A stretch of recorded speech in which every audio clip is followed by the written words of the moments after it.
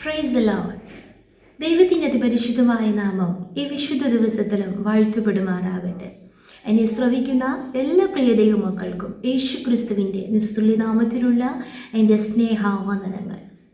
അതേ പ്രിയമുള്ളവരെ, നാം ഓരോരുത്തരും ദൈവത്തിൻ്റെ അനുകാരികളായി തീരണമെന്നും ഈ ഭൂമിയിൽ ദൈവത്തിൻ്റെ മക്കളായ നാം ഓരോരുത്തരും മറ്റുള്ളവർക്ക് മാതൃകയുള്ളവരായി തീരണമെന്നും ദൈവം നമ്മെക്കുറിച്ച് ആഗ്രഹിക്കുന്നു. അതെ, ക്രിസ്തുവിൻ്റെ അതുപോലെ നമുക്ക് മുന്നേ സ്തോത്രം കർത്താവിന് വേണ്ടി നിലനിന്ന അപ്പോസ്തലന്മാരുടെ അനുകാരികളായി നാം തീരണം. അതുപോലെ തന്നെ ക്രിസ്തുവിൻ്റെ മാതൃക നാം പിന്തുടരുന്നവരായി മാറി നാം അനേകർക്ക് മാതൃകയുള്ളവരായി മാറണം. എത്ര പേർ അതിനെക്കുറിച്ച് സ്തോത്രം അങ്ങനെയായി തീരുവാൻ ആഗ്രഹിക്കുന്നുണ്ട്? ഇന്ന് ലോകത്ത് നാം നോക്കാമെങ്കിൽ അനേകരും സ്തോത്രം അനേകർ മറ്റു പലരുടെയും അനുകാരികളാണ്. മറ്റു പലർക്കും വേറെ പല കാര്യങ്ങളിൽ മാതൃകയുള്ളവരായി വിളങ്ങുമ്പോൾ ദൈവമക്കളായ നാം ഓരോരുത്തരും നമ്മെ രക്ഷിച്ച, നമ്മെ വീണ്ടെടുത്ത, നമുക്ക് വേണ്ടി സ്വന്തം ജീവനം നൽകിയ, നമുക്ക് വേണ്ടി ഭവനമൊരുക്കുവാൻ പോയ നമ്മുടെ കർത്താവായ യേശു ക്രിസ്തുവിൻ്റെ അനുകാരികളായി തീരണം. അതുപോലെ തന്നെ ആ യേശു ക്രിസ്തുവിൻ്റെ മാതൃക നാം പിന്തുടർന്നുകൊണ്ട് അനേകർക്ക് മാതൃകയുള്ളവരായി തീരണം. Praise the Lord. സ്തോത്രം. നമുക്ക് വായിക്കാം അപ്പോസ്തലനായ പൗലോസ് തെസ്സലോനിക്കർക്ക് എഴുതിയ 1-ാം ലേഖനം 1-ാം അധ്യായം അതിൻ്റെ 6-7 വചനങ്ങളിൽ നാം ഇങ്ങനെ വായിക്കുന്നു. അവിടെ അപ്പോസ്തലനായ പൗലോസ് തെസ്സലോനിയ സഭയ്ക്ക് ലേഖനം എഴുതുമ്പോൾ പറയുന്നു, അവർ ഈ 2 കാര്യങ്ങളും ചെയ്യുന്നവരായിരുന്നു. ആരാ? തെസ്സലോനിക്ക സഭ. അവർ ക്രിസ്തുവിൻ്റെയും അപ്പോസ്തലന്മാരുടെയും അനുകാരികളായിരുന്നു. അതുപോലെ തന്നെ അവർ മാതൃകയുള്ളവരായിരുന്നു. സ്തോത്രം. അതെ, 1 തെസ്സലോനിക്കർ 1-ാം അധ്യായം 6-7 വചനങ്ങൾ നമുക്ക് ഒരുമിച്ച് വായിക്കാം. അവിടെ നാം ഇങ്ങനെ വായിക്കുന്നു, ബഹുകഷ്ടം സഹിക്കേണ്ടി വന്നിട്ടും നിങ്ങൾ പരിശുദ്ധാത്മാവിൻ്റെ സന്തോഷത്തോടെ വചനം കൈക്കൊണ്ടു ഞങ്ങൾക്കും കർത്താവിനും അനുകാരികളായി തീർന്നു. മാത്രമല്ല, അങ്ങനെ നിങ്ങൾ മക്കദോനിയയിലും അഖായയിലും വിശ്വസിക്കുന്നവർക്ക് എല്ലാവർക്കും മാതൃകയായി തീർന്നു. Praise the Lord. നാം യഥാർത്ഥത്തിൽ ക്രിസ്തുവിനെ അനുകരിക്കുന്നവരാണെങ്കിൽ നിശ്ചയമായി നാം അനേകർക്കും ക്രിസ്തുവിൻ്റെ മാതൃകയുള്ളവരായി മാറും. ആമേൻ. ഇവിടെ നാം വായിക്കുന്ന എങ്ങനെയാണ് അവർ അനുകാരികളായി തീർന്നത്? ആരാണ് ക്രിസ്തുവിൻ്റെ അനുകാരികൾ? ക്രിസ്തുവിൻ്റെ അനുകാരികളുടെ 2 പ്രത്യേകത നാം ഇവിടെ വായിക്കുന്നു. ഒന്ന്, അവർക്ക് ബഹുകഷ്ടം സഹിക്കേണ്ടി വരും. അതെ, യഥാർത്ഥമായി ക്രിസ്തുവിൻ്റെ പാത പിന്തുടരുന്നവർക്ക് ബഹുകഷ്ടം, ഒരു കഷ്ടമല്ല, പല വിധത്തിലും പല നിലകളിലും കഷ്ടങ്ങൾ നാം സഹിക്കേണ്ടി വരും. Praise the Lord.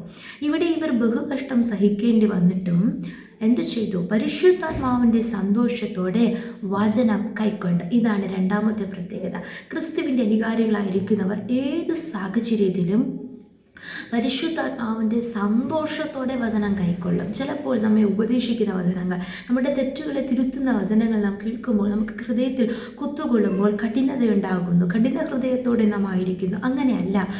വചനം നാം കേൾക്കുമ്പോൾ പരിശുദ്ധാത്മാവിൻ്റെ സന്തോഷം നമുക്കുണ്ടെങ്കിൽ ഏതു വചനവും അത് നമ്മുടെ ഹൃദയത്തിൽ ഉൾക്കൊള്ളുവാൻ, സന്തോഷത്തോടെ കൈക്കൊള്ളുവാൻ ഇടയായി തീരും. സ്തോത്രം. ഈ 2 പ്രത്യേകതയും അവർക്കുള്ളത് കൊണ്ട് അവർ കർത്താവിനും അപ്പോസ്തലന്മാർക്കും അനുകാരികളായി തീർന്നു. പ്രിയ ദൈവമക്കളെ, ഇന്ന് പലപ്പോഴും ചോദിക്കുന്നവരാണ്, കർത്താവ് എനിക്ക് മാത്രം എന്തായി കഷ്ടങ്ങൾ മാറാത്തത്? ക്രിസ്തുവിൻ്റെ അനുകാരികൾ എല്ലാവരും അനുഗ്രഹിക്കപ്പെട്ടവരായിരിക്കുമ്പോൾ ഞങ്ങൾ മാത്രം എന്താണ് ഈ കഷ്ടം സഹിക്കുന്നത്? അല്ല, യേശു കർത്താവ് പറഞ്ഞിട്ടുണ്ട്, ലോകത്തിൽ നിങ്ങൾക്ക് കഷ്ടമുണ്ടെങ്കിലും ധൈര്യപ്പെടുകയും ഞാൻ ലോകത്തെ ജയിച്ചിരിക്കുന്നു. യേശു കർത്താവ് രോഗം ശീലിച്ചവനായിരുന്നു, നമുക്ക് വേണ്ടി നിന്ന് സഹിച്ചു, കഷ്ടങ്ങൾ സഹിച്ചു. സ്തോത്രം. അങ്ങനെയാണെങ്കിൽ ആ ക്രിസ്തുവിൻ്റെ യഥാർത്ഥ അനുകാരികളായ നമുക്കും ഈ ഭൂമിയിൽ ബഹുകഷ്ടം സഹിക്കേണ്ടി വരും. ഹല്ലേലൂയ.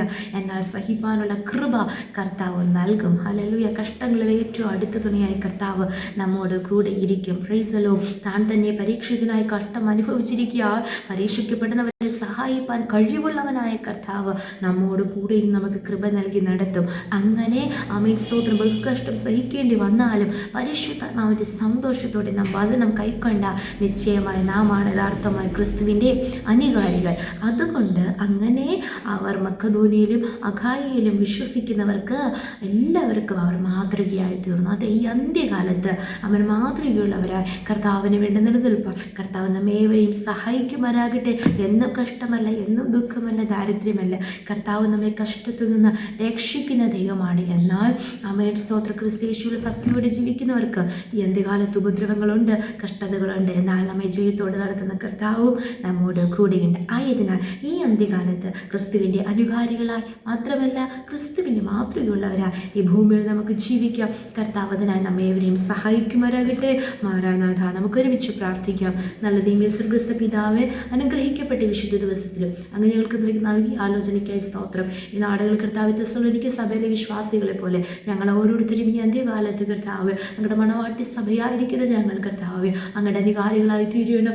കർത്താവ് മാധുരികളുള്ളവരായ അനേകരെ ക്രിസ്തുവിലേക്ക് നേടുന്നവരായി ഞങ്ങളായി തീരുവാൻ ഞങ്ങളെ തന്നെ പൂർണ്ണമായി സമർപ്പിക്കുന്നു. ബഹുകഷ്ടങ്ങൾ സഹിക്കേണ്ടി വന്ന് കേൾക്കുന്ന ഓരോരുത്തരെയും കർത്താവ് ആശ്വസിപ്പിക്കണം, ബലപ്പെടുത്തണം, ശക്തീകരിക്കണം. എല്ലാ കൃപ നൽകി കർത്താവ് നടത്തണം. കഷ്ടങ്ങളിൽ കൂടെയുള്ള ദൈവത്തിൻ്റെ സാന്നിധ്യം അനുഭവിച്ചറിയാനിടയാക്കണം. പരിശുദ്ധാത്മാവിൻ്റെ സന്തോഷത്തോടെ വചനങ്ങൾ കൈക്കൊണ്ട് ആ വചനത്തിൽ നിലനിന്നുകൊണ്ട് ഞങ്ങളുടെ സാക്ഷികളായി ജീവിപ്പാൻ, വചനത്തിൻ്റെ വിടുതലുകൾ അനുഗ്രഹങ്ങൾ പ്രാപിപ്പാൻ സഹായിക്കണം. ഞങ്ങൾ ഓരോരുത്തരും ഞങ്ങളുടെ കരങ്ങൾ താഴ്ത്തുന്നു. പ്രാർത്ഥന കേട്ടതിനാൽ സ്തോത്രം. യേശുവിൻ അധികാരമെന്ന നാമത്തിൽ തന്നെ. ആമേൻ, ആമേൻ, ആമേൻ. May God bless you all.